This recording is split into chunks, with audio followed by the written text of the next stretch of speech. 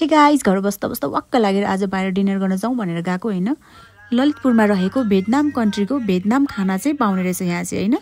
आज हामी घुम्दै जाँदाखेरि त्यहाँ पुग्यौँ। यसो हेरेको त वातावरण पनि कस्तो राम्रो के, एकदमै शान्त है। लन त भनेर हामी पनि कस्तो एक्साइटेड भएर गएको कि होइन। अब मेनुमा त केही पनि बुझ्ने होइन हामीले त है। यसो हेरेको त जुन जे हेऱ्यो त्यो उस्तो उस्तो लाग्ने कि। अनि फर्स्टमा चाहिँ हामीले हट लेमन विथ हनी खायौँ है। अनि स्टाफहरू पनि कस्तो राम्रो है, त्यहाँको वातावरणहरू पनि एकदमै राम्रो लाग्यो है। अनि यसो मेनु हेरेको त है, पपाया सलाद लेखेको रहेछ। ओहो, यो पपाया सलाद भनेको त लौ न हाम्रो नेपालमा पनि पाउँछ, यो त भियतनाम कन्ट्रीमा पनि खाँदो रहेछ ल नि त, यो चाहिँ अर्डर गर्दै हालौँ न त भनेर अर्डर गरिदिउँ होइन। अनि फाइनली हाम्रो पपाया सलाद आयो है। हेर्दा पनि कस्तो यम्मी लाग्यो के, तर खाँदा पनि यम्मी नै रहेछ। यो चाहिँ ट्राई गरिरहनु पर्ने रहेछ क्या, पपाया सलाद एकदम मिठो लाग्यो यो चाहिँ।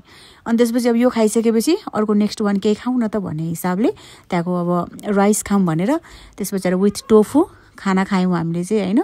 भेज खाना टोफूसँगै। ल यो खाना हाम्रो रेडी भयो होइन, लिएर पनि दियो। अनि त्यसपछि खायौँ हामीले है। मिठो लाग्यो, ठिकै रहेछ। तर अब खाना चाहिँ जुन छ नि, यो राइस चाहिँ एकदमै धेरै मिठो लाग्यो। अझ तरकारी भन्दा पनि बढी मिठो भरेको चाहिँ खाना रहेछ कि।